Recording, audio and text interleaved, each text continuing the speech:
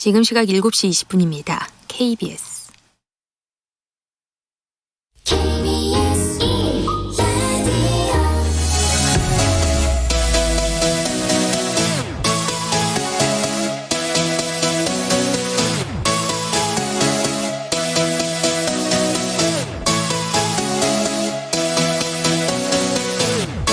KBS 열린 토론.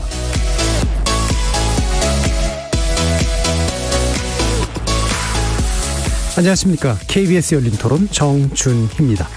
이런 방역 체계를 계속 유지하기는 상당히 어려울 뿐만 아니라 이런 방역 체계는 모두가 다 완벽해야 되는 완결성을 전제 조건으로 하고 있는데 완결성은 깨지기 마련이고 변이가 계속 생기니까 치료나 중증 완화의 길로 가야 될 것 같다고 저는 여기고 있습니다. 확진자가 지금은 3명대여도 아직 잠복기인 사람이 있을 수 있으니까 위드 코로나를 진행을 하는 것은 좀 아직 시기상조이지 않나. 위드 코로나를 진행을 해도 일상생활에서 개인이 이제 방역수칙을 지키는 노력이 필요하지 않나. 근데 지금 백신을 접종해도 확진자가 줄어들질 않잖아요. 우리나라만 그런 게 아니라. 이건 당연히 갈 수밖에 없죠. 접종률이 어느 정도 진행되면 해도 괜찮지 않을까 해서 그때는 이제 독감처럼 매년 백신을 맞는 방향으로 진행을 해도 될 것 같다고. 종식은 없다고 생각하기 때문에 감기나 독감처럼 계속 가야 되기 때문에 언제까지 계속 이렇게 살 수는 없기 때문에. 위드 코로나 아니면은 너무 힘드시는 분들이 많으니까 좀 경제적으로 좀 괜찮아질 것 같아요. 그래도 코로나가 끝난 게 아니니까 사람들끼리 하더라도 좀 조심해야 되지 않을까. 아직까지는 그래도 질병 문제가 있으니 아이러니한 상황이지만 그래야 될 것 같아요. 거리에서 만나본 시민들의 목소리 어떻게 들으셨습니까? 오늘 KBS 열린 토론은 정부에서 밝힌 단계적 일상회복이라는 방향성을 중심으로 우리가 이해하고 준비해야 할 것들은 무엇인지 논의해보려고 합니다. 오늘 0시 기준 코로나19 신규 확진자는 1,575명, 이틀 연속 1,000명대 수준으로 내려오긴 했지만 주말과 대체 휴일이 이어졌고 추석 연휴의 이동 중과 여파를 또 지켜봐야 해서 확산세가 잡혔다고 보기에는 이른 시점이죠. 그럼에도 백신 접종률이 빠른 속도로 올라가고 있어서 또 다행이긴 한데요. 어제 날짜로 확인된 1차 접종률은 전체 인구 대비 77.4%, 그리고 백신 접종 완료자 비율은 53%에 달합니다. 정부가 단계적 일상회복의 핵심 조건으로 제시한 전국민 접종률 70% 선은 10월 안으로 무난히 달성될 듯한데요. 이에 따라 오는 11월부터는 단계적 일상회복으로 나아가는 첫 발을 내딛게 되지 않을까 조심스럽게 예상해봅니다. 다만 정부는 구체적인 기준이나 내용은 아직 정하지 못했다고 하고요. 추후 전문가 협의 또 사회적 논의를 거쳐서 확정하겠다고 합니다. 2년 가까이 적용해온 사회적 거리두기를 지금까지의 방식으로 지속하기는 대단히 어려워진 게 사실입니다. 하지만 어떤 준비를 하고 어떤 문제를 감당해야 하는지에 관한 우리 사회의 논의 수준은 아직 충분하지 못합니다. 오늘 KBS 열린 토론에서 단계적 방역 완화의 그림은 구체적으로 어떤 모습으로 그려질지, 이를 위해서 우리가 준비하고 결심해야 할 것들은 무엇인지 전문가들과 구체적으로 논의해보는 시간 갖도록 하겠습니다. KBS 열린 토론은 여러분이 주인공입니다. 문자로 참여하실 분은 샵9730으로 의견 남겨주십시오. 단문은 50원, 장문은 100원에 정보 이용료가 붙습니다. KBS 모바일 콩, 트위터 계정 KBS 오픈, 그리고 유튜브를 통해서도 무료로 참여하실 수 있습니다. 또 이제 콩에서도 보이는 라디오로 만나실 수 있습니다. 시민 논객 여러분의 뜨거운 참여 기다리겠습니다. KBS 열린 토론 지금부터 출발합니다. 살아있습니다. 토론이 살아있습니다. 살아있는 토론, KBS 열린 토론. 토론은 라디오가 진짜입니다. 진짜 토론, KBS 열린 토론.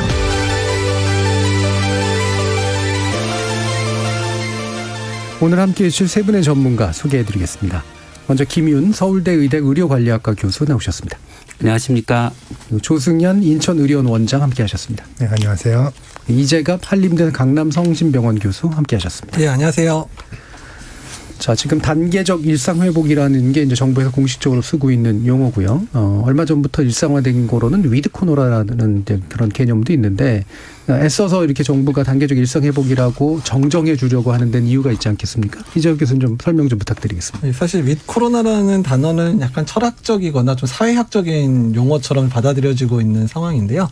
코로나 유행이 좀 장기화되기도 하고 팬데믹 상황이 계속 되다 보니까 어차피 바이러스랑 어떻게 같이 살 수밖에 없는 세상이 됐다. 그러니까 그러면 바이러스랑 어떻게 협력해 살 것인가 또는 바이러스랑 어떻게 공존할 것인가에 대해서 우리가 의문점을 가지는 게 윗 코로나기는 한데 다만 윗 코로나라는 단어가 나오던 시점에 영국이나 이스라엘이 그러니까 방역을 완전히 포기한 것도 아님에도 불구하고 방역을 완전히 포기한 것 마냥 마스크 다 벗은 것 마냥 이렇게 이제 나오면서 그게 이제 정부 입장에서는 이제 위코로나가 어떤 이제 방역을 다 포기하고 그냥 바이러스에 살다가 뭐 어찌할 수 없는 상황 된 거 아니냐 이렇게 받아들이는 게 어렵다 보니까 전략적인 단어를 선택한 게 이제 단계적 일상회복이라는 단어를 해서 위코로나라는 궁극적인 모습을 가기 전까지 준비해야 될 거.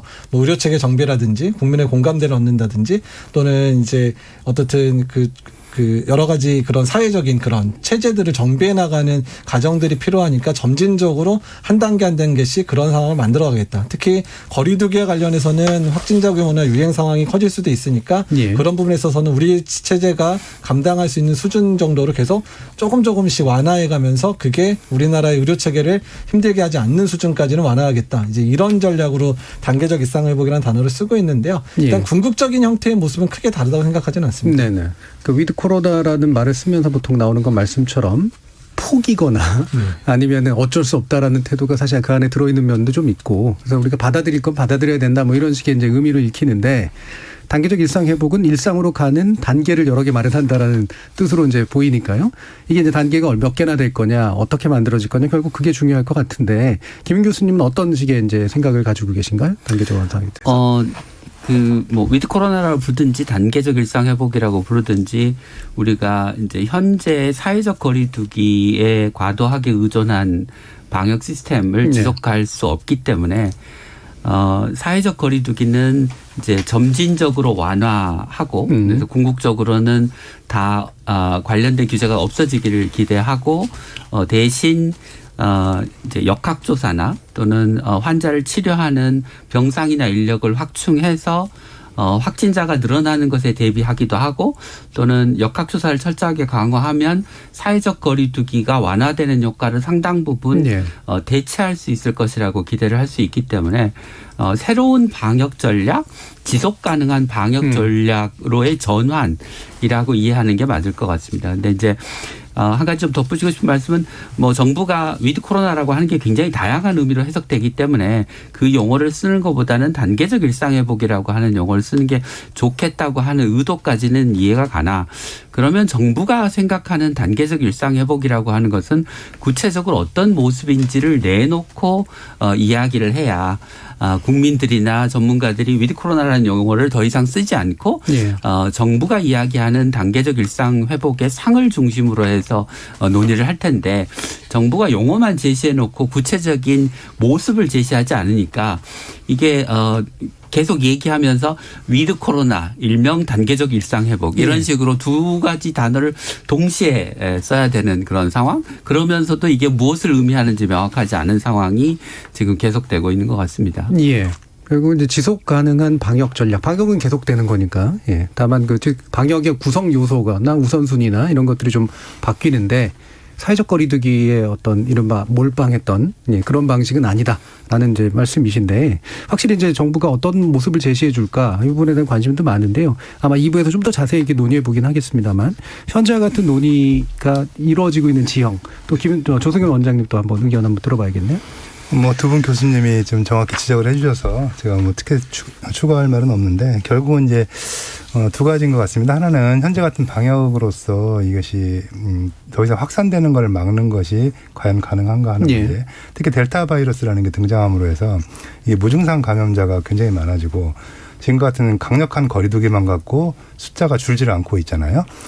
더구나 또 하나는 문제는 백신을 지금 많이 맞고 있기 때문에 사망률이 현저히 떨어지고 있어서 더 이상 이런 방법으로 가는 것이 옳지는 않다는 판단 하에서 하는데 저는 좀 의미를 이거에 대한 어떤 방역 전략의 변화라기보다는 어떻게 보면 정상화를 가는 그런 단계로 좀 이해를 하고 싶거든요. 일종의 출구 전략인데 거기서 이제 단계적 일상 회복이라는 게 결국은 출구 전략에 방점을 찍고 더 이상 이런 것들을 지속하는 것이 의미가 없다라는 걸 받아들이기 때문에 여러 가지 그동안 정부가 생각했던 것들을 정상화시켜 나가는 그런 과정으로 이해를 하고 싶습니다. 예. 그러면 아까 이제 김 교수님께서 말씀도 주셨고 사실 그 전부터도 이제 계속 주장해 오신 바이기도 하기 때문에 이게 사회적 거리두기에 의존했던 부분을 상당 부분 다른 것으로 대체한다, 상쇄시킨다 이제 이런 말씀을 주신 거잖아요. 네. 기존의 사회적 거리두기가 약점도 있고. 그다음에 그거를 다른 것으로 다 바꾸지 않으면 안 되는 어떤 요소들도 있어서 그런 말씀 주신 거일 텐데 네. 좀 언급해 주시죠. 저는 이제 사회적 거리두기가 그 확진자 수가 외국에 비해서 크게 적은 우리나라에는 적합한 방식이 아니라고 생각합니다. 그러니까 예를 들어서 카페나 식당의 경우 이제 올해 1월 말까지 발생한 집단 감염을 카페, 식당 10만 개당으로 계산을 해보면 3개가 발생을 했거든요. 그러니까 99,997개의 카페나 식당은 감염이 발생하지 않았는데 3곳에서 발생했다는 이유로 영업시간을 제한하고 매장 내에서의 음식의 판매를 제한하고 이렇게 하는 방식은 적합한 방식이 아니라는 거죠. 이거는 우리나라의 수십 배에 달하는 확진자가 발생해서 그보다 훨씬 더 높은 확률로 다중이용시설에서의 감염이 발생하는 것을 막기 위해서 다른 방식으로 막을 방법이 없으니까 일률적으로 영업시간을 규제하거나 모이는 사람의 숫자를 규제하거나 그 안에서 음식이나 음료를 못 먹게 하는 방식으로 규제하는 게 합리적인 선택이었다고 생각하는데 우리나라는 그보다는 감염이 발생했을 때 신속한 확진검사, 철저한 역학조사, 광범위한 접촉자의 격리 같은 방식으로 통제하는 게 더 적합한 알맞은 방식이었다고 생각을 합니다. 그래서 초기에 우리가 1차 유행 때 대구에서 이제 신천지 발 집단 감염이 발생했을 때 그때 역학조사를 정말 끈질기게 열심히 해내서 감염을 통제를 해내지 않았습니까? 근데 그때의 방식을 지속적으로 살려가는 게 맞았다고 생각하는데 언젠가부터 역학조사는 뒷전이 되고 감염자 수가 늘어나는데 보건소의 방역 인력은 늘어나지 않고 그대로 유지하고 그러니까 역학조사와 접촉자 격리는 허술해지고 그로 인해서 N차 감염이나 대규모의 집단 감염으로 발전하게 되고 그렇게 해서 늘어난 확진자 수를 어떻게 보면 사회적 거리두기를 오랫동안 강력하게 하는 방식으로 통제해오지 않았냐라는 거죠. 그러니까 결국은 우리 확진자 수에 맞지 않는 방식, 효과 대비 너무 많은 사회적 비용이 들어가는 방식이었다. 그게 무분별하게 미국과 유럽에서 하는 방식을 너무 우리가 차용한 게 아니냐라는 생각이 듭니다.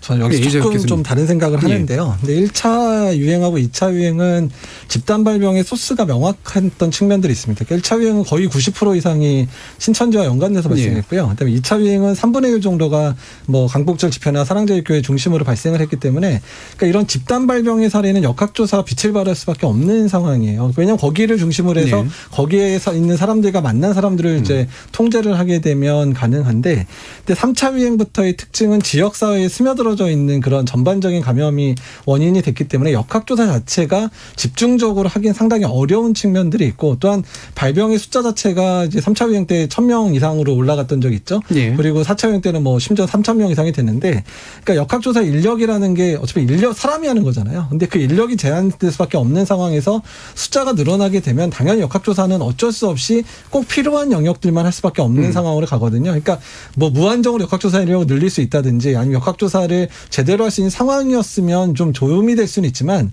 역학조사를 잘하는 것만으로 사회적 거리두기를 완전히 포기할 수 있었다는 저는 동의하지는 않습니다.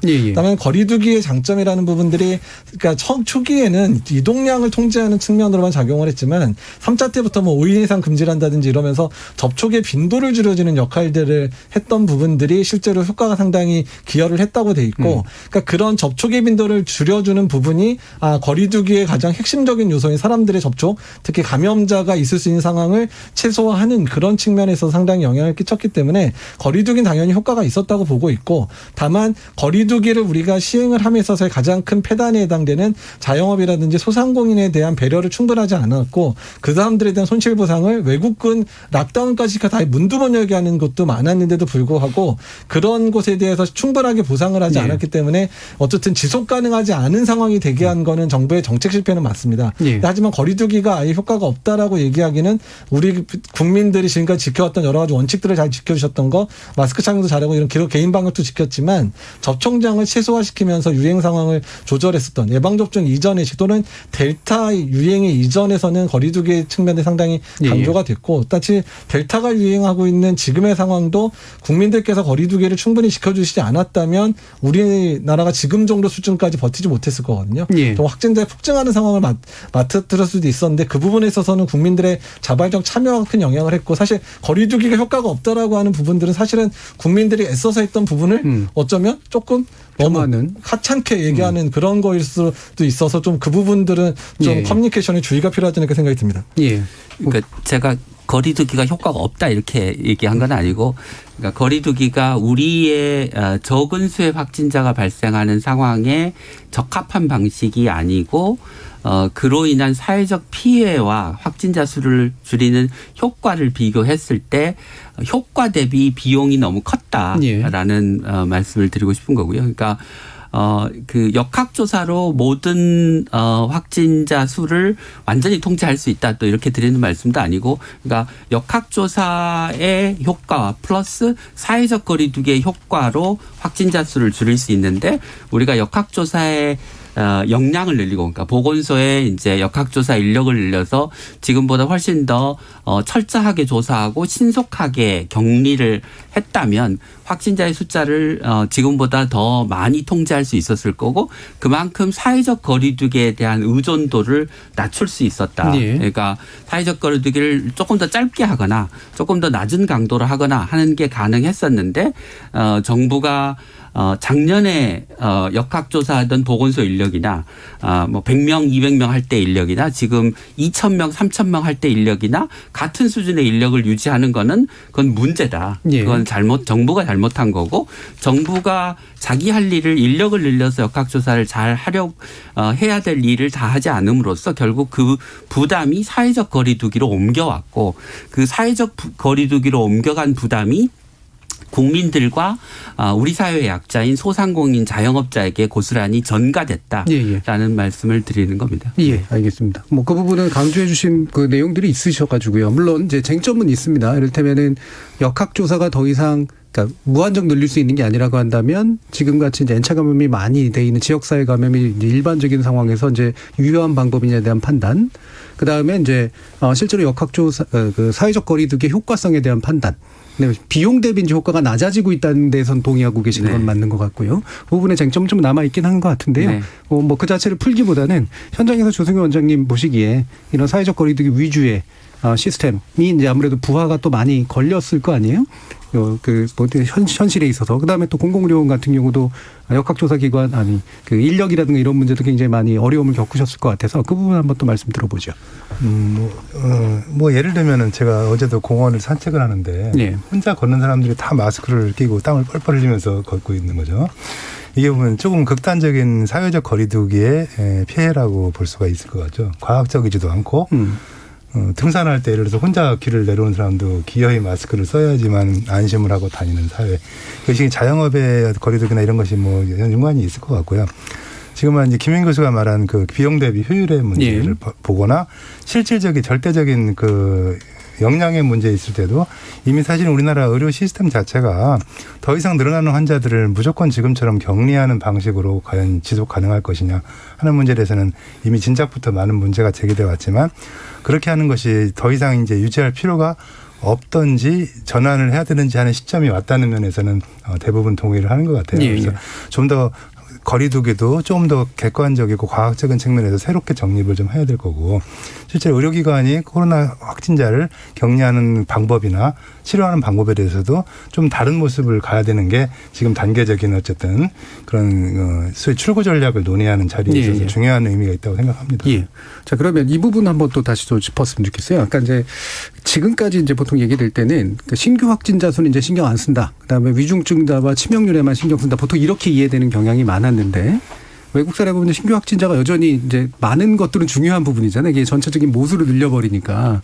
그래서 확산세 자체가 이제 늘어나고 있느냐 줄어들고 있느냐 통제하느냐 마느냐의 문제는 여전히 되게 중요한 문제 같아서 이 부분에 대한 판단과 우리나라 현재 상황은 어떻다고 보시는지 한번 지역 교수님 의견 주시죠. 그러니까 일단 확진자에 대한 부분들을 완전히 포기할 수 없는 거니까 일단 우리 의료 체계는 이제 조성현 원장님 얘기한 대로 일단 확진되면 모두 지금 아직까지는 재택 치료를 하는 게 아니기 때문에 입소하기 때문에 지금은 절대로 확진자의 범위를 이제 발표를 안 할 수가 없는 게 그렇죠. 지금은 다 부담이 되고 있으니까. 근데 재택 치료가 일반화되더라도 그러니까 확진자의 규모는 계속해서 뭐 정부가 발표를 안 하는 사람이 있더라도 계속 모니터를 해야 되는 이유는 확진자가 늘어나게 되면 당연히 일정 포션의 그 중환자 또는 입원 환자 이렇게 발생을 하기 때문에 그게 예측치가 되거든요. 다만 예방접종률이 올라가면 그 퍼센트가 줄긴 줄죠. 하지만 그럼에도 불구하고 절대 숫자는 감당 가능한 숫자로 통제하려면 그러니까 지금 수준이 3,000명 정도의 수준의 확진자가 나와서 그중에 뭐 입원 환자, 중환자를 보면 이 정도라면 예방접종률이 더 올라가면 5,000명 수준이어도 그 퍼센트가 유지가 된다 그러면 괜찮은 거잖아요. 근데 어쨌든 절대 숫자를 알아야지 일단 그 부분이 계산이 되는 거고요. 또 두 번째는 입원 환자나 중증 환자 되게 1주 또는 2주 있다가 발생하니까 지금의 유행 상황 통해서 의료 체계를 준비하려면 확진자 규모는 계속 모니터링할 수밖에 없다는 거예요. 근데 다만 예전보다는 확진자 수에 덜 민감하게 할 수 있는 정책들은 만들어야 된다는 얘기고 확진자 수가 늘어나더라도 의료 체계가 정비가 돼 있고 준비가 돼 있다 그러면 일단 감당 가능한 수준이 될 수는 있으니까 그 부분을 잘 조정하다 보면 그러니까 그래서 우리가 감당한 수준 정도의 확진자의 범위가 얼마 정도인지를 어느 정도 컷오프를 정해놓고 그거에 맞춰서 거리두기를 완화하는 전략. 근데 그거의 절대적인 부분은 의료체계 특히 입원 환자, 중환자가 감당 가능한가 이렇게 보면서 만들어가는 게 단계적으로 완화를 했을 때 얼마나 늘어나느냐 이 부분을 계속 모니터하면서 갈 수밖에 없다는 거죠. 그러니까 이제 그 우리나라 의료체계 안에서 위중증자나 이제 그 사망에 이를 수 있는 분들을 감당할 수 있는 부분이 어느 정도고 그게 이제 전체 확진자 수에서 어느 정도 비율로 이게 발생하니까 통제 가능한 어느 정도 확진자 수의 어떤 선은 이 정도다라고 하는 것들이 나와야 된다는 말씀이시죠. 그렇죠. 그걸 제시를 해줘야 그거에 맞는 수준까지 거리두기를 완화할 수 있다는 겁니다. 그러니까 역산되는 그런 방식일 것 같은데요. 김민 교수님 부분 말씀 주시죠. 네, 뭐 저도 이재학 교수님이랑 이제 같은 생각인데요. 그러니까 확진자 수를 아예 그냥 깜깜이로 놓고 우리가 코로나19 방역을 할 수는 없는 건데 이제 기존의 확진자 수를 기준으로 사회적 거리두기의 단계를 조정해 왔고 우리 국민들이 확진자 수의 증가에 굉장히 민감하게 반응하시기 때문에 그 숫자를 지금 계속 발표하거나 또는 그것을 예전의 사회적 거리두기 단계와 연관시켜서 생각하는 일이 계속해서 반복되면 우리가 새로운 방역의 시스템, 뭐 단계적 일상 회복, 위드 코로나로 전환하기가 어려우니 확진자 수를 집계는 하더라도 매일 발표하지 말고 예를 들면 일주일에 한 번 더군다나 요즘 같은 경우는 뭐 요일에 따라서 확진자 수가 크게 하면 1,000명 이상 차이가 나니까요. 그렇죠. 네, 그런 일별 변동을 가지고 또 일희일비할 필요도 없어서 그냥 계속해서 집계하되 일주일에 한 번쯤 발표하고 일주일에 발표하면서 그 이후에 발생할 미중증 환자의 숫자를 고려해서 대비하고 그런 시스템이 되면 되지 않을까 싶습니다. 그래서 확진자 숫자를 집계하지 말자라고 하는 게 그냥 물리적으로 집계하지 말자는 뜻이라기보다는 확진자 수라고 하는 그 숫자에 너무 우리의 방역 시스템이나 우리 사회가 민감하게 좀 얽매여 있기 때문에 그 얽매여 있는 확진자 수의 덫으로부터 좀 벗어나자라는 그런 의미로 이해하시면 될 것 같습니다. 그래서 그런 부분이 이제 아마 또 이후로도 이제 위드 코로나에 관련된 또는 단계적 일상 회복에 관련된 오해를 깨는 데 이제 굉장히 중요한 포인트들일 것 같은데요. 일단 이제 그 자세한 내용을 하기 전에 전환 시기에 관련해서 더 일렀어야 된다는 분도 계실 테고 지금 정도면 적당하다는 분들도 계실 테고 아직은 시기상조다라고 생각하시는 분들도 계실 텐데 그 부분에 대한 판단도 한번 들어보도록 하죠. 조성현 원장님부터 한번 말씀 주실까요? 뭐 전문가 영역에서 볼 때는 백신이 지금 뭐 상당히 많이 이제 보급되고 있고 어쨌든 백신은 앞으로 급속도로 확산될 거기 때문에 시기적으로는 적당하다고 봅니다. 단지 제가 모두에 말씀드렸다시피 출구 전략으로서의 개념은 사실은 늦은 것 같아요. 예. 매우 늦은 것 같습니다. 그 부분이 무척 아쉽지만 그건 후반에 또 말씀드릴 기회가 있을 것 같아서 좀 적절한 시기라고 생각합니다. 출구 전략을 구체적으로 짜서 뭔가 적용시키는 건 좀 늦었다. 다만 이제 백신 접종률 기준으로 보면 지금 정도는 고민해 볼 거는 맞다. 김민 교수님. 우리가 이제 치명률과 사망자 숫자를 관리하는 것을 중심으로 이제 방역 체계를 전환한다고 하면 그 50대 이상의 고위험군에 대한 접종률이 높아지면 치명률을 떨어뜨리는 효과는 대부분 다 달성한다고 볼 수 있습니다. 물론 더 높으면 좋지만요. 지금 이제 1차 접종률 기준으로 대개 한 10월 중순, 10월 중순쯤에 예상되는 그 50대 이상의 접종률이 한 93% 뭐 그런 정도 되니까요. 상당히 높은 수준으로 이제 올라가 있다고 생각합니다. 그래서 저는 이제 그 치명률을 떨어뜨리는 효과가 어느 정도 보장이 된다고 하면 이제 9월 말 10월 초쯤에도 위드 코로나로의 전환이 가능하지 않았을까라고 생각하는데 워낙 지금 예를 들면 생활치료센터에 입소해서 전환하는 것을 재택치료로 전환하거나 의료 체계를 재편해서 확진자 수가 늘어나고 중환자가 늘어나는 것에 대비할 수 있는 민간 공공병원이 다 같이 참여하는 시스템을 갖추거나 또는 보건소의 방역 역학조사 인력을 늘려서 거리두기를 완화하더라도 늘어나는 확진자 수가 늘어나지 않도록 역학조사를 강화하는 것 같은 이런 준비가 너무 안 되어 있기 때문에 지금 뭐 당장 전환을 하는 것은 가능하지 않다고 생각합니다. 그래서 그러니까 다시 말씀드리면 접종률을 기준으로 보면 위드 코로나 전환이 가능한 조건이 마련되어 있는데 다른 그 재반 위드 코로나를 위한 준비를 정부가 아직 충분히 해 놓은 상태가 아니기 때문에 그것을 준비하기 위한 시간이 필요하고 그래서 시간이 더 필요하긴 한데 아무리 늦어져도 11월 초중순을 넘기면 이게 겨울의 5차 유행과 맞물릴 수 있기 때문에 아무리 늦어도 11월 초에는 시작을 해야 된다 이렇게 생각합니다. 예. 백신 접종률 기준만으로 보면은 뭐 적용했어도 마땅하나. 네. 근데 준비 정도가 안 돼 있기 때문에 시간을 벌어야 되는데 11월 뒤에까지 가서는 안 된다. 예. 이재욱 교수님. 그러니까 저는 그 시기를 못 박는 게 오히려 더 위험하다는 생각을 사실을 해요. 그러니까 어차피 우리나라가 지난번에 이제 4단계의 모임, 사적 모임의 기준을 이제 6시 이후에 이제 수도권 같은 경우는 미접종자 2에 접종자 4명, 그다음에 6시 이전은 4명에 2명에서 6명으로 늘린 것 자체가 이미 코로나 단계적 일상회복의 전략의 방향성을 보여주는 걸 이미 시작이 됐거든요. 근데 정부가 그러니까 이제 김용 교수님 얘기하신 대로 단계적 일상회복의 로드맵을 제시를 안 한 상황에서 날짜만 못 받고 있는 게 오히려 저는 위기라고 생각을 하거든요.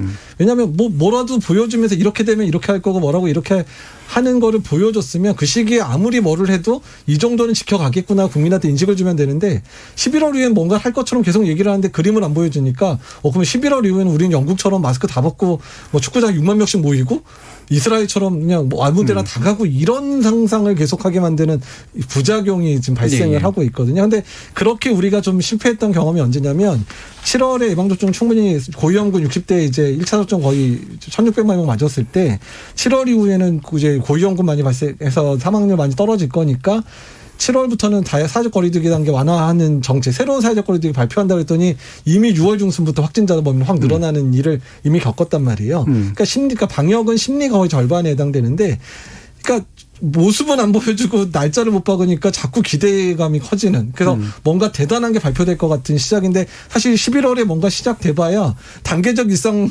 회복의 첫 단계니까 그렇게 크게 안 변할 거거든요.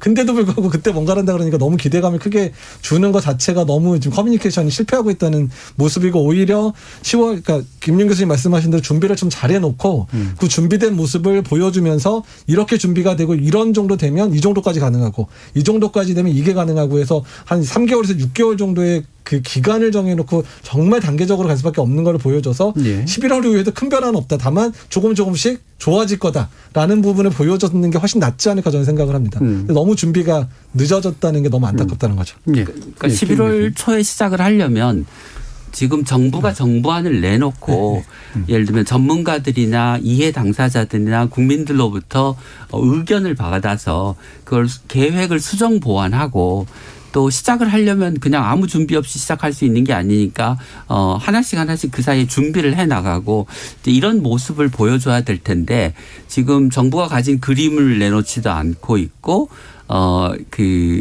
병상을 확충하거나 재택 치료를 준비하거나 또는 보건소의 방역 인력을 늘리거나 이런 것과 관련해서도 가시적인 조치들이 지금 별로 이루어지지 않고 있어서 재택 치료는 이제 시작은 한다고 하는데 너무 좀 허술하게 시작하고 있어서 굉장히 보는 사람을 불안하게 만들고 있거든요. 그러니까 계획도 발표 안 해 준비를 잘 하고 있는 것 같지도 않아. 하고 있는 거는 어설프게 하니 굉장히 불안해. 그런 것 때문에 지금 가긴 가야 되는데 이게 제대로 갈 수 있을까?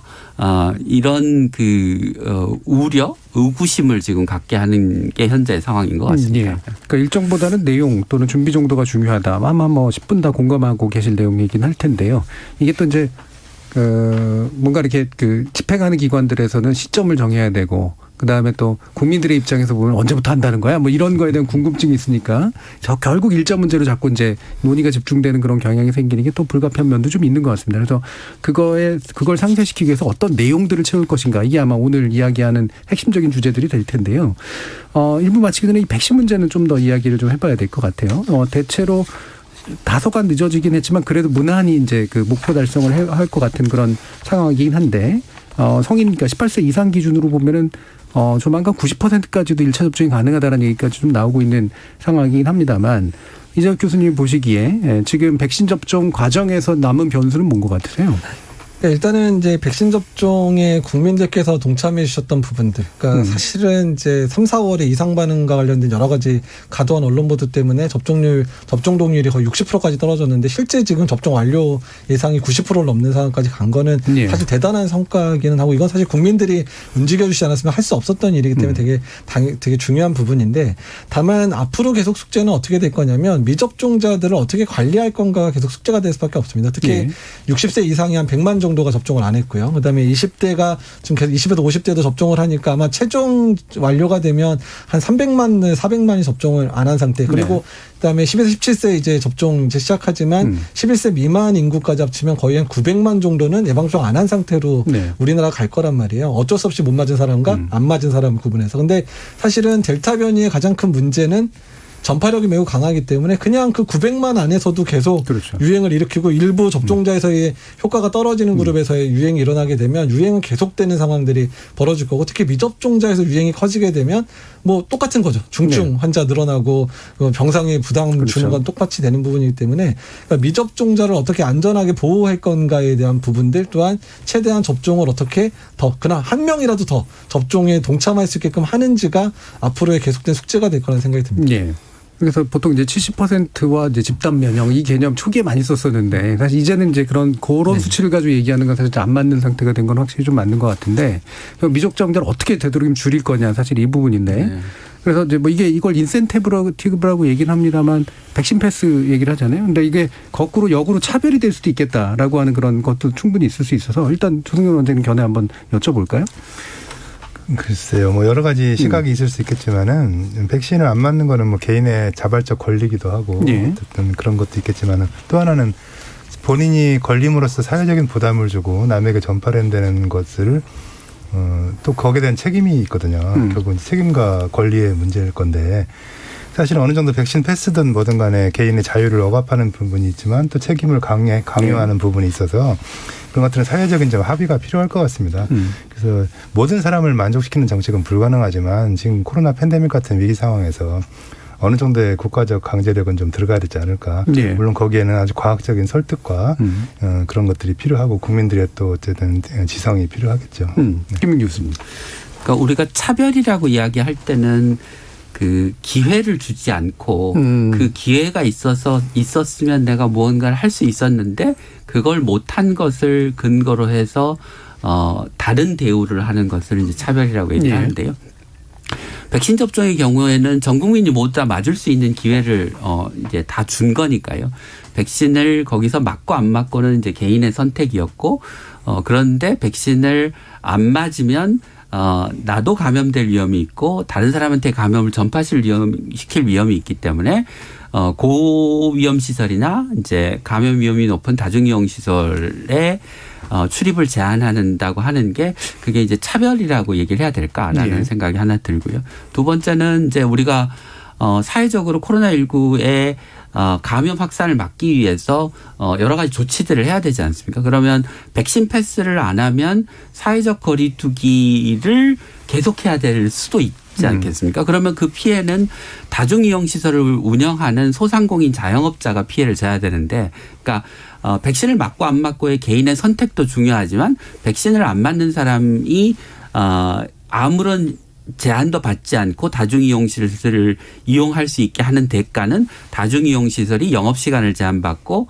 사람의 모임 숫자가 제한되고 뭐 감염자가 늘어나면 아예 문을 닫을 수도 있는 상황이 벌어지는 거라 백신 접종 안 한 사람이 행동의 제약을 받는 것과 다중이용 시설의 문을 닫는 것 중에 뭐가 사회적으로 더 정의로운 방식이라고 생각하냐면 개인의 기회를 줬기 때문에 백신을 접종하지 않은 사람한테 그 시설의 이용을 일부 제한하는 게 더 정의로운 방식이라고 생각합니다. 예, 이재욱 교수님. 사실 백신 패스에 대한 부분, 백신 패스가 도입됐던 국가들이 선택했던 이유는 사실은 백신 접종률이 올라가다가 정체기에 백신 접종을 독려하는 의미로 시작했던 국가들이 대부분인데 우리나라는 지금 접종률이 계속 올라가는 국가니까 그런 접종 독려의 효과는 아주 크지는 않을 가능성이 높습니다. 그다음에 두 번째 목적은 뭐 김윤 교수님도 언급을 하셨지만 백신 미접종자들 거시적인 측면에서는 보호하는 측면들이 되거든요. 그분들이 이제 다중이용 시설을 이용했었을 때 미접종자이기 때문에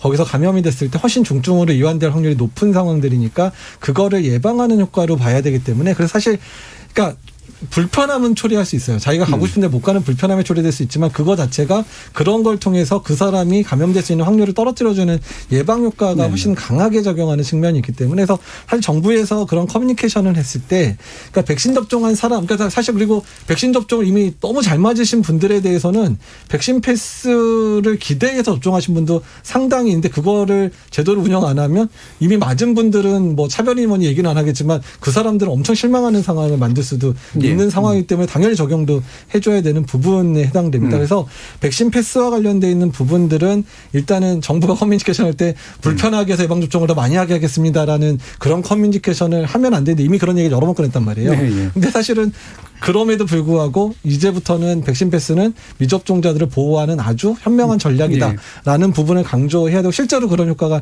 있기 때문에 그렇게 말씀을 해 주시는 게 어떨까 생각이 듭니다.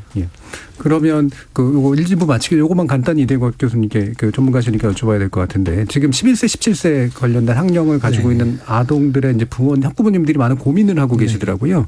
우리 애 맞히는 게 맞을까요? 그렇지 않을까요? 어떤 말씀 주시면 일단은 좋을까요? 제가 새 아들 중고생을 근데 제 새 아들은 이제 오늘부터 다 예약을 해서 접종을 할 생각으로 있고요.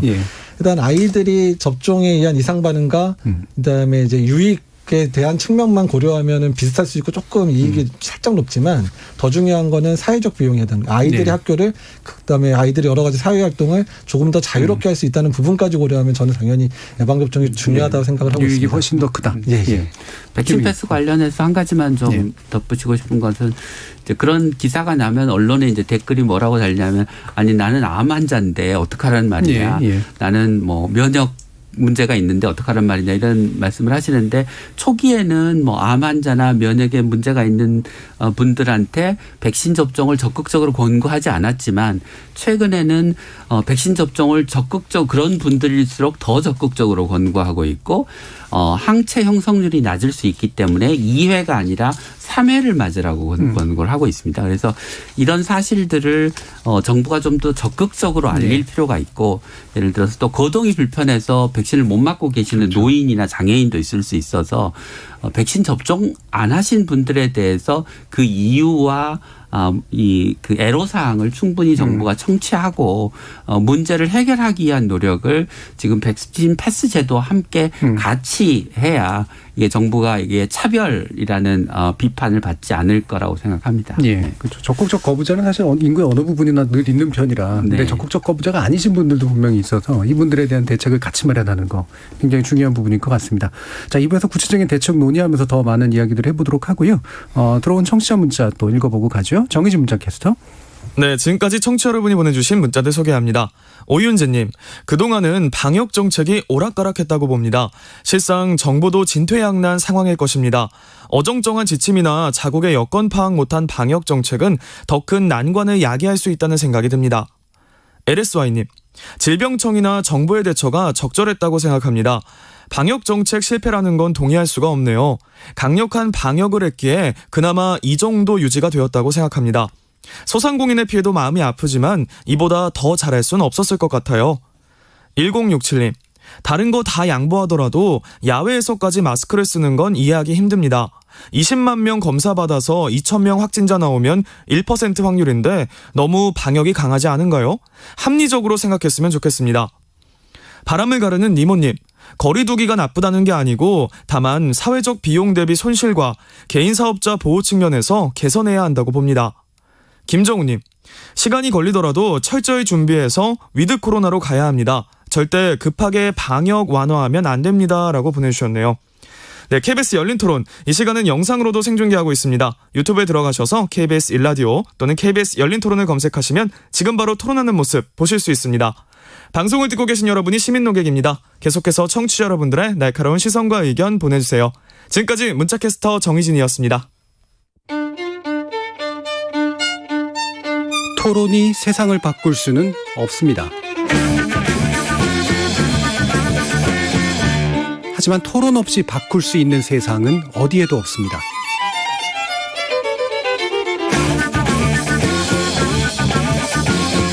세상의 선한 변화를 갈망하는 당신. 정답이 아니라 질문의 힘을 믿는 당신. 우리 KBS 열린 토론에서 만납시다.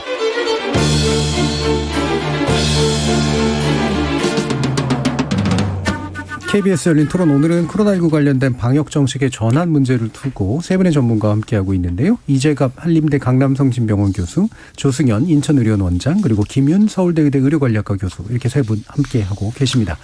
자, 그러면 이제 대책을 논의하는 데 있어서 아무래도 의료기관 관련된 문제를 가장 먼저 좀 짚지 않을 수 없을 것 같은데, 조승현 원장님, 공공의료기관은 더 어려움도 더 클 것 같기도 하고, 그다음에 여러 가지 병상 확보에 관련된 문제나 인력 확보에 관련된 문제들, 지난번에 나오셔서도 한번 또 말씀 주셨습니다만, 네. 어떤 걸 좀 짚어주실 수 있을까요? 공공병원 하기하면 한숨밖에 안 나오는데요. 예. 사실 지금 지난달까지 손실보상금이라고 하는 의료기관에 주는 손해에 대한 보상이 예. 거의 3조 원이 넘었다고 하는 얘기를 들었어요. 사실 그 코로나19 팬데믹 초기서부터 계속 공공의료 확충 얘기가 나왔었는데, 사실 그동안 어떻게 보면은 미봉책처럼 공공병원에서 환자를 보는 시스템을 여러 가지 시설을 넣어주곤 했지만은 근본적으로 공공병원을 강화한 정책은 거의 없었어요. 정부도 사실은 별로 거기에 대한 여건이 안 돼 있긴 하지만, 거꾸로 지금 와서 뒤집어 보면 그 3조 원이라는 돈의 반만 썼어도 지방의료원 10개는 더 짓고도 남았다는 생각이 듭니다. 예. 그 쉬운 거를 왜 안 했을까? 근데 지나간 얘기를 해봐야 뭐 하겠냐면, 앞으로는 더 이상 이런 실수를 하지 말고, 더구나 위드 코로나 얘기를 나온다는 얘기는 아까 제가 출구 전략이라고 말씀을 드렸는데, 한 두 가지죠. 하나는 방역 지침을 완화시키는 부분이 있을 거고, 그보다 무슨 가장 선행돼야 되는 거는 이 의료 시스템을 어떻게 할 건가 하는 문제거든요. 지금 이제 코로나 걸린 분을 경증 환자들은 집에서 치료하는 재택 치료 부분 논의가 되고 있는데, 이런 부분들과 또는 앞으로 이제 소위 감기처럼 모든 의료기관들이 사실 코로나19 환자를 볼 수 있는 준비를 시켜야 되고, 네. 공공병원들은 어떻게 발전이 돼야 되냐면, 사실은 그중에서도 중증 환자들을 보는 구조로 가야 되거든요. 사실은 코로나 초기서부터 기존의 공공병원들에게 인력을 확보해주고 시설을 늘려줘서 중증 환자를 볼 수 있는 역량을 키울 수 있는 계기로 삼았어야지 마땅하고, 예. 3조 원의 반만 투자를 했어도 제가 있는 인천의료원에서도 충분히 에크모를 비롯한 중증 환자를 볼 수 있는 거는 결국 사람이거든요. 그런 부분에 대한 투자가 하나도 없었던 거죠. 오히려 기존에 있던 공공병원에는 의사들은 그만두고 간호사들도 이직을 자꾸 하고 뭐 이런 거꾸로 가는 정책들이 이루어졌기 때문에 너무너무 답답한 거죠. 그래서 앞으로는 이제 위드 코로나 얘기가 나오고 의료 시스템 정비를 할 때 다시 한번 공공의료 강화에 대해서 되짚어보고 이거를 추진하지 않으면 또 앞으로 1년 후에 가서는 또 똑같은 얘기로 반성을 하지 않을까 그런 생각이 들어서 큰 걱정을 좀 합니다. 그 말씀 주신 내용 가운데 아마 청취자들이 또 궁금해하실 부분이 있는 것 같아서 의료기관에게 손실보상액을 3조 정도 집행했다라고 말씀 주셨는데 그게 어떤 이유로 이제 들어가는 건가요? 예를 들면은 일반 환자를 보지 않고 병실을 비워놓고 있으면 그렇죠. 병실 하나당 얼마씩 돈을 줬고 또 뭐 중환자실을 비워놓으면은 뭐 심지어 한 달에 몇억 원을 줬다는 얘기도 있고 그 돈이 쌓여서 그렇게 된 거거든요. 어마어마한 돈인데 문제는 뭐냐면 그동안 어쨌든 병원에서 그런 걸 통해서 겨우겨우 막아오긴 했지만 3조 원이라는 돈은 그냥 모래밭에 물 부어진 것처럼 남아있는 게 아무것도 시스템이 남진 않았으니까. 처음부터 공공병원 중심으로 그것들을 강화시키는 전략을 썼다면 아마 지금쯤은 훨씬 더 의연하게 코로나의 출구 전략을 공공병원 중심으로 짤 수 있고 또 민간병원은 민간병원대로 자기 역할들을 하기 위한 준비를 할 수 있을 텐데 지금 가만히 보면은 사실은 이것도 아니고 저것도 아니고 좀 그런 어중간한 상태여서 앞으로가 사실은 잘 해야 될 것 같습니다. 그러니까 민간병원의 협력을 유도해야 했기 때문에 발생한 손실을 보상해 준 정도의 규모의 금액이었으면 거의 공공병원이 다 떠담게 만드는 구조를 이미 진즉부터 좀 만들 수 있었다. 그렇죠. 이런 말씀이시잖아요. 이재혁 교수님. 그러니까 사실 의료 체계의 정비가 이제 어떻든 단계적 일상회복의 가장 처음이게 되고요. 또한 맞춰질 때도 일단 의료 체계가 정비가 돼 있어야 다른 팬데믹을 대비할 수 있는 체계가 되는데, 근데 이제 이게 좀 성공의 역설이라는 얘기를 저희가 많이 쓰는데 우리가 이제 대구 경북일 때 갑자기 환자가 뭐 하루에 뭐 700명, 800명 이렇게 나오다 보니까 너무 1, 2주 사이에 뭐 3, 4천 명의 확진자가 나오다 보니까 그 상황에서 위기를 극복하기 위해서 만들어낸 제도들이 있죠. 뭐 선별진료소, 그 다음에 뭐 생활치료센터, 그 다음에 이제 감염병전담병원 지정해서 공공병원들 다 이제 말씀하신 대로 조 원장님 말씀하신 대로 이제 바꿔놨는데. 근데 1차, 2차, 3차 이렇게 진행되면서 그 체계를 가지고 그냥 이게 비상체계로 만들어낸 체계잖아요. 비상이 그냥 일상이 돼버린 거죠. 비상이 일상이 돼버렸고 그냥 근데 그렇게 했는데 확진자 숫자는 이제 거리두기나 뭐 여러 가지 역학조사 이런 거를 줄여갔었고 의료 체계는 그런 임시적인 시스템을 가지고 1년 반 이상을 운영을 했는데 그냥 그럭저럭 버텼단 말이에요. 그러니까 이 정책을 위반하거나 하는 사람 입장에서는 그냥 지금까지 뭐 잘했는데 뭘 더 바꿔라는 상황이 됐는데 사실 지금의 체계는 비상체계니까 우리가 앞으로 이제 일상적인 의료 체계 안에서 환자를 보려는 상황들이 되려면 그러니까 공공의료 측면 충분히 강화는 해야 되긴 하지만 조 원장님 얘기대로 일반적인 외래에서 환자를 보고 일반적인 병원에 입원하고 일반적인 중환자실에서 코로나 환자가 치료하는 시스템들을 빨리 갖춰 나가야 일상 안에서 우리가 이제 환자 그 의료 체계가 돌아가는데 아직까지 비상 1년 8개월 동안 계속 그대로 머물렀다는 게 사실 되게 안타깝고요. 특히 확진자 위주의 전략을 할 수밖에 없었던 생활치료센터 사실 제가 초기에 제안을 했었던 제도긴 하지만 그러니까 이제는 생활치료센터도 이제 해제하고 국민들이 집에서 치료받아도 안전할 수 있다라는 그런 공감대도 얻고 또 그럴 만한 충분한 준비를 해서 확진자 숫자에 너무 얽매이지 않게끔 해주는 그런 상황들을 만들어야지 되는 부분이고 그다음에 선별진료소 계속 진단만 하고 있거든요. 계속해서. 근데 어느 진료가 진단만 하고 치료는 딴 데 가서 어디 들어가서 치료를 독감 수준까지는 아니더라도 호흡기 감염병은 지금까지 그래 본 적이 한 번도 없는데 이게 너무 이게 정상인 것처럼 받아들이는 상황이 됐는데 이제 진단과 치료도 외래 중심에서 가능한 경증 환자는 가능하게 만들어주는 거 그리고 일반적인 모든 병원에 코로나 환자, 그러니까 호흡기 감염병 환자가 안전하게 치료받을 수 있는 공간을 만들어놔야 어떤 유행이 오고 어떤 상황이 되고 또 매년 겨울마다 독감이 오더라도 계속해서 확진자 그런 그 호흡기 감염 환자가 안전하게 치료받을 수 있는 공간을 이번에 만들어 놓으면 그건 몇십 년 동안 쓸 수 있거든요. 그래서 이제 그런 일상적인 의료 체계로 빨리 전환을 해야 그러면 늘어나는 확진자의 숫자도 감당할 수 있고 늘어나는 입원 환자라든지 중증 환자도 감당할 수 있는 그런 형태가 만들어지기 때문에 이번 기회에 중간 단계는 필요합니다. 가도기적인 중간 단계는 필요하지만 궁극적으로 6개월에서 1년 사이에 우리가 가지고 있는 원래 의료 체계 안에서 코로나 환자를 진료할 수 있게끔 빨리 전환하는 게 필요하고 그리고 공공의료기관도 정상화 시켜줘야 공공의료관이 소외되거나 취약한 계층을 진료했었던 그 역할들이 코로나 환자 때문에 지금 많이 축소됐거나 못하고 있는 부분도 빨리 회복시켜 드려야 되는 측면들도 있거든요. 또 그런 것도 다 감당할 정도로 공공의료기관도 충분히 늘려야 되기도 하지만 그래서 그런 부분까지 이번에 아예 마스터 플랜을 짜서 1, 2년 동안에 단계적으로 바꿔가는 그런 전략이 필요할 거라 생각을 하고 있습니다. 그러니까 검사 진단부터 이제 치료까지 관리까지 다 이제 뭐 민간이건 이제 공공이건 간에 원스톱으로 해결할 수 있는 체계를 이제 짜야 되고 사실 또 증설도 필요한 부분도 있고 훈련도 필요한 부분도 있을 텐데 자, 이렇게 지적해 주신 부분 어떻게 보십니까, 김 교수님? 네, 뭐 저도 그 두 분 말씀하신 것에 적극적으로 동의하고요.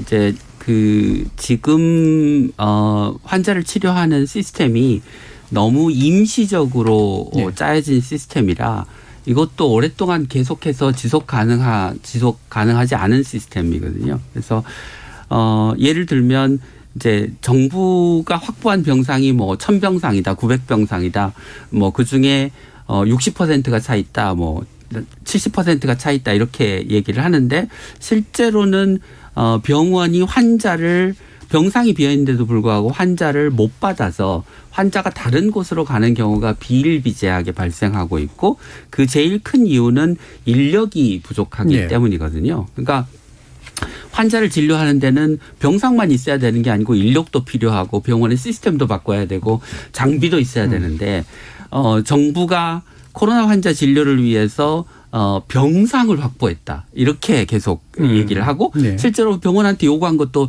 뭐 병상을 1%, 1.5% 확보해달라. 이렇게 요구를 했지 거기에 따라서 인력은 얼마나 늘리고 장비는 어떻게 늘리고 시스템을 어떻게 바꿔서 이게 통상적으로 돌아갈 수 있도록 해 주세요라고 한 게 아니지 않습니까? 그러니까 지금과 같은 문제가 이제 계속해서 생기는 거죠. 그러니까 돈은 많이 들어가는데 환자는 치료를 못 받고 이게 뭔가 시스템으로 남은 건 없고 다시 만들어야 되고 이런 상황이 벌어지고 있어서 이번 기회에 이게 일상적인 의료 시스템으로 돌아갈 수 있도록 체계를 갖춰야 된다고 생각합니다. 그러니까 민간 공공을 다 아울러서 코로나 환자를 진료하는 병원을 감염병 센터로 지정을 하고 그 감염병 센터가 어떤 시설 인력 장비 운영 체계를 갖추고 운영해야 되는지에 대해서 구체적인 기준을 정하고 그에 관련된 비용을 건강보험에서 정규적으로 보상하고 임시적인 지원금의 형태가 아니라 그렇게 해야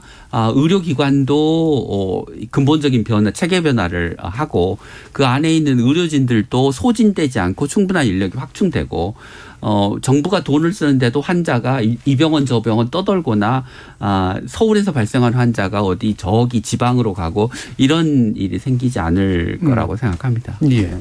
여기서 한 가지 더 언급하고 싶은 게 뭐냐면 지금 임시체계의 가장 큰 문제는 선별진료에서 진단을 받았어요. 보건소에서 확진이 되면 뭐 경기도에 있는 생활치료센터에 갔는데 거기서 환자가 악화되면 뭐 서울에 있는 무슨 종합병원에 가서 입원을 하고요. 거기서 중증 환자가 되면 대학병원의 중환자실에서 일을 해요. 그러니까 환자가 만약에 그렇게 되면 진단받고 치료받고 이러는데 내 병원을 3군데나 4군데를 옮겨 다니는 상황이 발생했는데 이건 환자도 불편하고 이송하다가 위험성도 있거든요. 사실 진단받은 병원에서 상태가 안 좋아지면 입원하고 입원한 병원 상태가 안 좋으면 그 병원에 중환자실 가 있다가 또 환자가 안정되면 일반 병동으로 다시 올라오는 이 구조를 빨리 만들어주는 게 이송하는 것 부분만 해도 그게 엄청난 소모고 비용이 지급이 되거든요. 그러니까 그런 체제는 빨리 이런 체제, 일원화된 체계를 빨리 만드는 게 중요하다는 거 다시 말씀드리고 있습니다. 네. 지금 6020님께서 공공의료 확충 문제는 정부의 탓도 물론 있겠지만 의사단체도 그 문제에 크게 관심이 없는 것 같은데요? 라는 질문도 주셨고요. 코코님이 의협 눈치 볼 수밖에 없는 상황에서 공공병원 확대가 가능할까요? 라는 의구심들을 내세우셨는데요. 오늘 논의가 이제 뭐 의사단체와 공공의료단체에 뭔가 논의를 하는 건 아니니까 그 정도 의견이 있다라고 하는 걸 전화를 드리고 그 다음 문제 이제 재택치료 문제 가지고 얘기를 해야 될 것 같아요. 아까 재택치료를 상당히 강조해 주셨는데 이 재택치료로 가면 된다로 끝나는 문제인지 어떻습니까?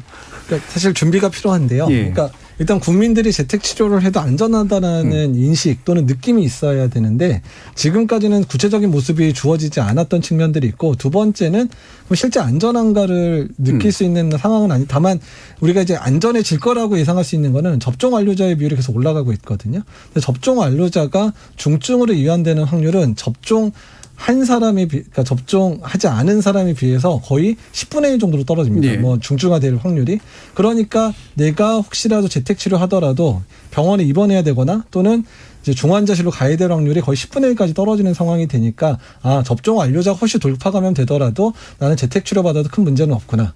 그리고 바이러스의 배출 자체도 그러니까 델타 때문에 사실 그러니까 방역 초기에는 바이러스 배출량이 많다고는 돼 있지만 실제 배양을 해보면 미접종자에서의 배양 확률이 더 높고 이제 바이러스의 전파력이 훨씬 높다고 돼 있어서 전파 확률도 상당히 낮으니까 그래 접종자가 걸리는 경우는 집에서 치료받아도 남한테 가족한테 전파할 확률도 많이 떨어지는구나. 근데 거기다가 하나 더 주어진다면 지금 현재 경증 환자 고위험군에게 투여할 수 있는 여러 치료제들, 그러니까 뭐 항체 치료제라든지 아니면 이제 미국에서 조만간에 긴급 승인돼 있는 경구약제 같은 게 나온다면 경구약제 주면서 집에서 이거 효과 좋으니까 바이러스 감소 효과도 있으니까 이것만 잘 드시면 뭐 중증도 안 가는 것뿐만 아니라 가족들의 전파도 줄일 수 있습니다라고 하는 안심이 되는 여러 가지 조건들을 만들어주면 국민들도 적극적으로 동참하실 거라고 예상을 하고 있거든요. 그래서 그런 여건들을 만들면서 좀 강하게 이제 어필을 해서 그래서 모든 시설에 입원하는 수준 정도를 최대한 완화시키고 다만 여건이 안 돼서 가족들이나 이런 이제 집안이 좁거나 화장실이 뭐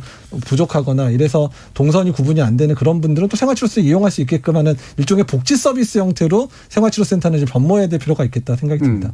김민 교수님 어떤 부분 주셨길래? 네, 뭐 비슷한 생각입니다. 그러니까 우리가 기존의 생활치료센터에서 이제 확진자를 격리 또는 관리하던 시스템에서 그것을 이제 집으로 옮겨와도 별 문제가 없이 괜찮다고 하는 걸 보여줘야 될 거고요.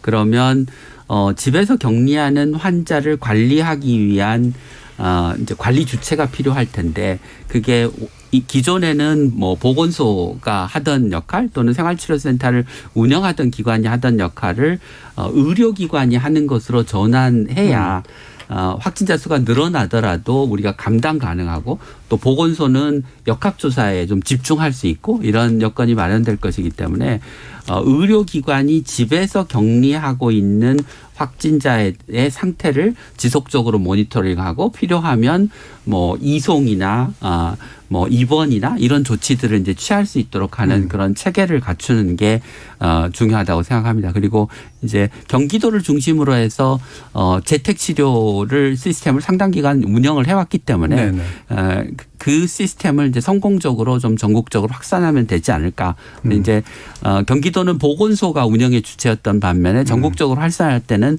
의료기관이 운영의 주체로 전환돼야 된다는 점이 좀 차이는 있을 것 같습니다. 예. 그 관련해서 경험이나 아니면 또 지켜보신 바가 있으신가요, 조승현 원장님? 아직은 뭐 재택치료에 대한 경험은 없고요. 근데 뭐 지금 이제 우리나라 의료 체계를 가만히 보면 우리나라가 방역도 성공을 했지만 이 정말 낮은 수준의 공공적인 의료 시스템을 갖고 버텨온 이유가 하나가 병상이 굉장히 많다는 거거든요. 전 세계에서 뭐 가장 많은 나라고 또 그만큼 우리나라 국민들은 조금만 이상이 있어도 다 입원을 하는 걸 당연하게 생각합니다. 사실은 근데 코로나 확진이 됐는데 증상도 거의 없는데도 병원에 이렇게 입원시키는 나라는 아마 지구상에 거의 우리나라밖에 없을 것 같아서 역설적으로 얘기하면 재택 진료라는 것이 활성화되고 그것이 안전하다고 만일 평가가 되면 거꾸로 우리나라의 그런 입원 중심의 의료 시스템이 많이 정상화되는 또 계기로 또 작용도 할 수 있을 것 같은데. 기존의 관행도. 그렇죠. 그런 면에 있어서 우리 의료진들이나 정부의 역할이 굉장히 중요한 변곡점에 왔다고 또 생각을 할 수가 있을 것 같습니다. 그러니까 재택치료는 이제 코로나19 방역 전환에만 중요한 게 아니라 우리나라 의료 전반에도 사실은 되게 중요한 문제라고 보시는 거네요. 예.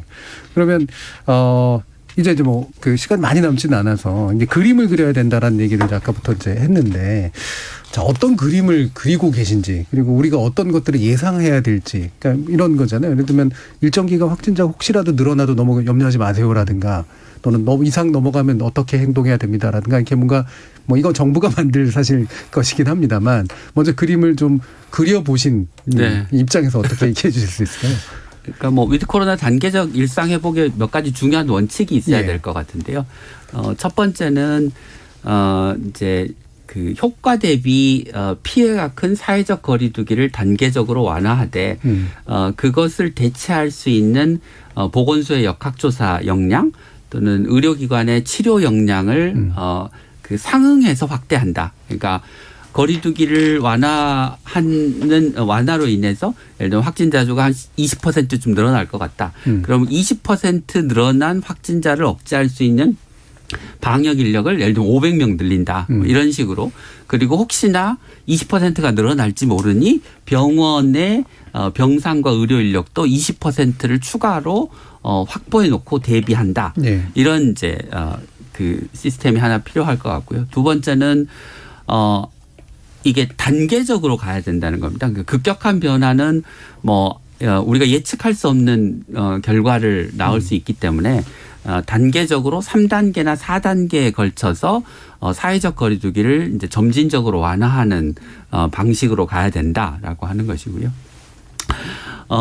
이제 우리가 충분한 그 대비를 하고 보건소의 뭐 역학조사 인력을 늘리면 확진자 수를 크게 증가시키지 않고도 이제 위드 코로나로의 전환이 가능할 거라고는 생각하는데 이제 한 가지 좀 그 염두에 두셔야 되는 것은 이재갑 교수님께서도 앞에서 말씀하셨지만 뭐 전 국민의 80% 또는 심지어는 90%가 접종을 한다고 해도 늘 1,000만에서 한 1,500만 정도는 감염의 위험이 있는 인구 집단입니다. 그러면 한 1,500만 중에서 뭐 하루에 3,000명, 뭐 5,000명, 한 10,000명쯤의 확진자가 발생하는 거는 있을 수 있는 일이거든요.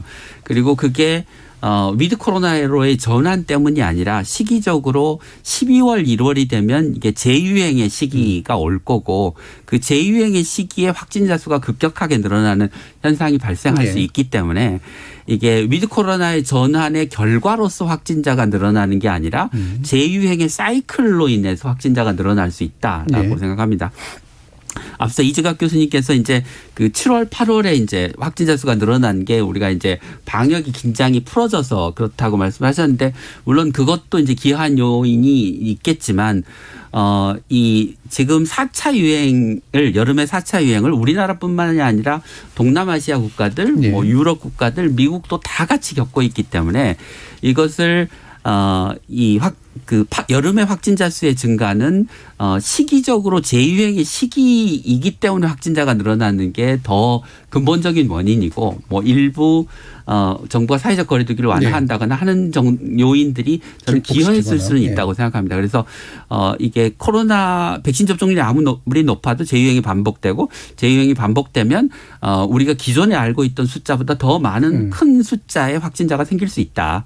그것 때문에 우리가 일상 회복으로의 전환 과정을 포기하거나 지나치게 지연시켜서는 안 된다라는 말씀을 드리고 싶습니다. 기본적으로 이제 어느 정도 사회적 거리두기 조치는 완화가 될 수밖에 없을 테고 단계적이겠지만 그래서 그만큼을 감당할 만한 것들을 확충하는 게 이제 늘 같이 갈 텐데 이게 단계적으로 아마 진행이 되겠죠. 근데 그중에 우리가 필수적으로 확진자 수의 순간적인 또는 일정 기간 동안의 확증 이라든가 이런 것들은 이제 좀 있을 수밖에 없는 그런 측면일 텐데 뭐 아까 이제 주기 얘기하셨지만 오늘 뉴욕타임스 같은 게 2개월 주기설 뭐 이런 것도 좀 얘기하고 그러더라고요. 그래서 어느 정도 이게 예비가 돼야 됐을 텐데 외국 사례나 이런 걸 보시면서 어떻게 좀 예상을 계세요? 사실 뭐 이스라엘이나 영국 같은 경우는 지금도 확진자 범위는 3만 명이 넘고요. 하루에 100명씩 사망을 해요. 근데 영국 입장에서는 지난 겨울에 6만 명 확진자에 하루에 1,000명에서 2,000명 죽었는데 그때 락다운까지 다 해가지고 그거 완화시키면서 백신 접종해서 지금 영국 입장에서는 지금 하루에 100명 중 3만 명 나오다 100명밖에 안 죽으니까 영국은 성공이고 모든 국민들이 만족해하거든요. 지금 거리두기를 많이 완화해 놓으니까. 근데 사실 이제 그 부분, 그러니까 거리두기의 완화뿐만 아니라 위드 코로나의 궁극적인 모습마다 국가마다 너무 다른 모습을 가질 수밖에 없는 상황이고 그 국가가 만족하는 수준이 다 다를 수밖에 없는 상황이고요. 그리고 거리두기의 요소마다 이게 낮췄을 때 얼마나 확진자가 늘어날지 아니면 얼마나 이제 문제가 될지를 파악할 수 있는 방법이 전혀 없어요. 그러니까 어쩔 수 없이 이제 앞으로는 하나씩 이제 뺄셈을 해가면서 이게 확 늘어나는지 우리가 의료체계 감당 못할 정도로 확 늘어나는지 아닌지를 계속 테스트해가면서 점진적으로 갈 수밖에 없는 상황이라는 부분을 이해를 하셔야 되고 근데 어떤 상황에서 갑자기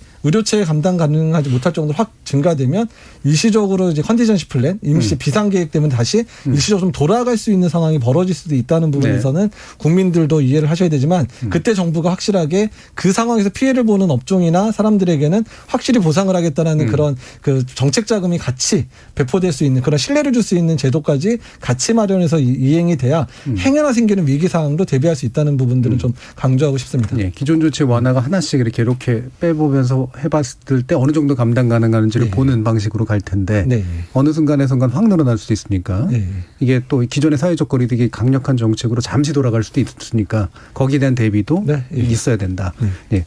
초승현 원장님은 또 어떤 부분을 앞서서 좋은 말씀 다 해주셔서 저는 뭐 다른 측면에서 좀 말씀드릴게요. 결국은 지금이 늦었지만 그래도 늦었다고 생각할 때 가장 빠를 때다.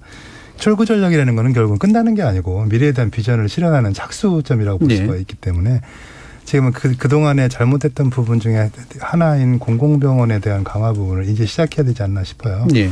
특히 감염병 사태는 이거 끝나는 게 아니고 앞으로 계속 될 거나 또는 올 거기 때문에 지금부터라도 각 공공병원들을 감염병을 대응하는 센터 중심적인 병원으로 키우려는 노력이 필요하고, 그런 의미에서 정부에서 지금 만들고 있는 뭐 감염병 전문 병원이라든지 이런 기능들을 기존의 공공병원의 기능과 결합시켜서 질적 수준을 향상시켜서 실제로 중등도 이상 중환자를 볼 수 있는 능력을 가질 그런 지방의료원으로 키워나가려는 것들이 시작이 돼야 되거든요. 예. 그렇게 해도 그게 달성되려면 몇 년이 걸릴지 모릅니다. 근데 지금도 안 하고 있다는 얘기는 안 한다는 얘기죠. 그래서 그 부분에 대한 강조를 좀 드리고 싶어서 이 코로나라는 국민들의 희생을 헛되이 하지 말고 정말 우리나라 보건의료 체계를 공공적으로 좀 개선해 나가는데 중요한 단초가 됐으면 좋겠습니다. 예. 마치 마무리 말씀처럼 해주셔서 이제 마무리 발언을 여쭐 텐데 네. 정부에게 말씀 주셔도 좋고 또는 우리 시민들께도 이제 뭐 말씀드려도 좋고 어떤 부분을 한 1분 정도로 더 제안해 주실 수 있을까 한번 들어보죠. 김민 교수님. 저는 이제 앞으로의 방역은 정부가 일방적으로 어떤 방침이나 지침을 정하고 그것을 우리 사회나 우리 국민이 따르는 방식보다는 훨씬 더 좀 국민들이 참여해서 방역 사회 전체에 영향을 미치는 방역의 어떤 형태, 모양, 전략을 정해 나가는 방식이 좋지 않을까라는 생각입니다. 그래서 그렇게 해야 예를 들면 사회적 거리두기로 피해를 본 소상공인이나 자영업자도 혹시나 나중에 정말 확진자 수가 급증됐을 때 정말 굵고 짧은 사회적 거리두기를 통해서 급격한 증가세를 꺾고 그 다음 단계에 또 우리가 정상화의 길로 접어든다고 할 때 동의해 주실 수 있을 것 같거든요. 그래서 지금이라도 정부가 저는 그 위드 코로나의 전환 전략에 관한 로드맵을 좀 내놓고 다양한 뭐 전문가, 국민, 이해 당사자들의 얘기들을 들어가면서 방역의 어떤 방향성을 잡아 나갔으면 하는 바람입니다. 네. 예. 조승용 원장님.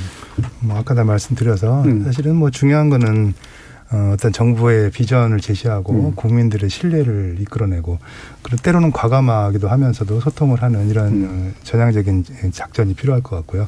국민들은 국민들 나름대로 어떤 집단 지성을 가지고 정부가 좀 하는 일을 믿고 합리적인 수준에서 따라가주는 역할들을 해야 될 것 같습니다. 그래서 뭐 아까도 얘기했지만 이 사태를 정말로 보람 있게 앞으로 미래에서 코로나19를 팬데믹을 통해서 대한민국이 이렇게 바뀌었다라는 그런 모습을 좀 봤으면 참 좋겠습니다. 예, 과감하고 전향적이면서 또 소통하는 자세 뭐 이런 것도 굉장히 강조해 주셨네요. 이재욱 교수님. 예, 사실 1년 8개월의 유행 상황 속에서 가장 빛났던 거는 국민들이었거든요. 국민의 참여 또한 백신 접종에서도 국민이 너무 잘 참여해 주셔서 했었던 국민이 지금까지 사실 지금의 상황을 끌어왔는데 주역이었습니다. 그래서 이제 앞으로 윗 코로나 또는 단계적 일상 회복이라는 게 이제 코로나의 마지막 상황에 있어서 가장 중요한 앞으로의 우리나라 1, 2년을 좌우하는 그런 상황이 될 거기 때문에 그래서 그런 상황이 진행될 때 지금껏 많이 참아주시기 힘들었던 분들도 좀 어깨를 펼 수 있는 그런 상황, 특히 자영업자나 소상공인들 어깨를 펼 수 있는 상황으로 만들어줘야 되는 부분 상당히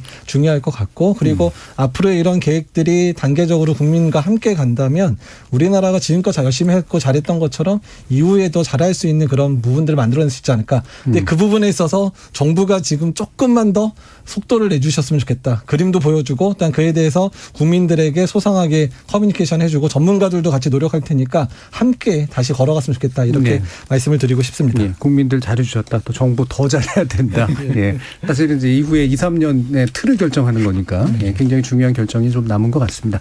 자, 오늘 KBS 열린 토론 위드 코로나 관련된 문제로 세 분의 전문가와 함께 말씀 나눠봤는데요. 오늘 함께해 주신 조승현 인천의료원 원장, 이재갑 한림대 강남성심병원 교수, 그리고 김윤 서울대의대 의료관리학과 교수 세 분 모두 수고하셨습니다. 감사합니다. 예, 감사합니다.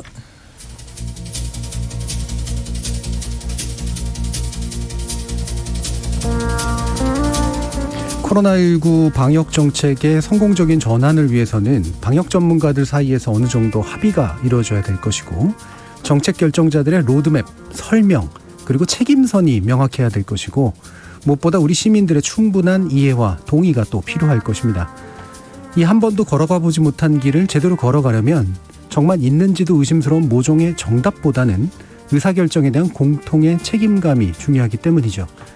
방역을 둘러싼 모든 것이 정쟁의 단골 소재가 되고 언론이 그걸 언제든 증폭시킬 준비가 돼 있는 행태가 반복된다면 상황은 전과 다르지 않거나 오히려 더 나빠질 게 뻔하지 않겠습니까? 참여해주신 시민 논객 여러분 감사합니다. 지금까지 KBS 열린 토론 정준이었습니다.